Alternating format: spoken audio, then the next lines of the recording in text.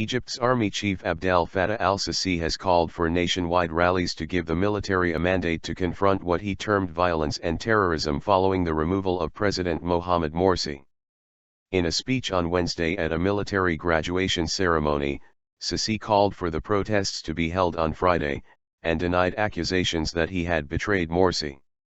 "I ask, that next upcoming Friday all honest and trustworthy Egyptians must come out," Sisi said in remarks broadcast live by state media. "Why come out? They come out to give me the mandate and order that I confront violence and potential terrorism." Sisi also vowed to stick to a political roadmap that laid the way for a reform of the constitution and new elections within some 6 months. He said his appeal for protests was not a call for violence and expressed support for efforts for national reconciliation. The Muslim Brotherhood reacted quickly, with senior member Essam al-Arian issuing a statement directed at Sisi saying, "Your threat will not prevent millions to rally against the coup. You have been always in your office conspiring."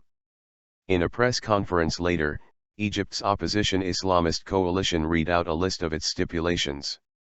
They said Sisi should be tried for crimes against humanity, for calling for Friday's rally, which they said was an announcement of civil war. They also called on their supporters to oppose Sisi's call. General Abdel Fattah al-Sisi's threats are an announcement of civil war, said the Muslim Brotherhood-led coalition, which has been demanding President Morsi's reinstatement ever since his overthrow in a July 3 coup. State of alert. The military also reacted, declaring a state of alert.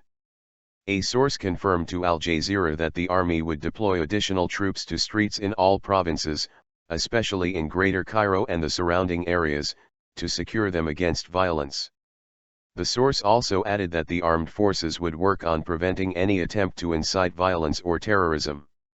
The army chief's speech came ahead of national reconciliation sessions called for by the interim leader Adli Mansour, and followed renewed violence in and outside the capital, in which at least 3 people died. Sisi offered condolences to the families of victims killed in the violence, which has been seen as recently as Wednesday morning.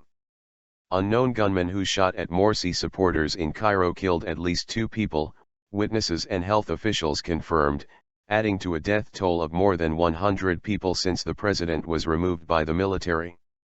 In a separate development on the same day, a bomb exploded at a police station in a province north of Cairo, killing 1 conscript, and wounding more than 15 people, health officials said. Transitional justice.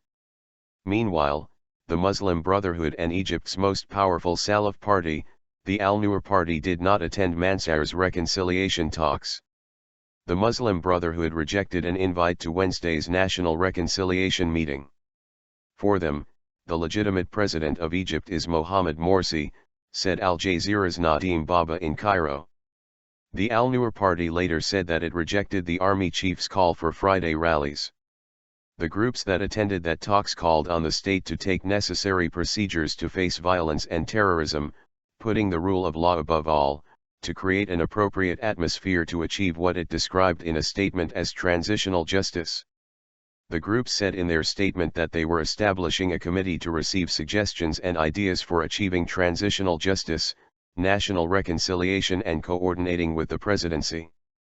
Prior to the talks, former presidential candidate Abdel Fattah, who is affiliated with the Muslim Brotherhood, tweeted a warning against the talks. Military coup government failed to stop bloodshed and detains tens of peaceful protesters every day and besieges media and closes its channel. "Which reconciliation are you calling for?" he wrote.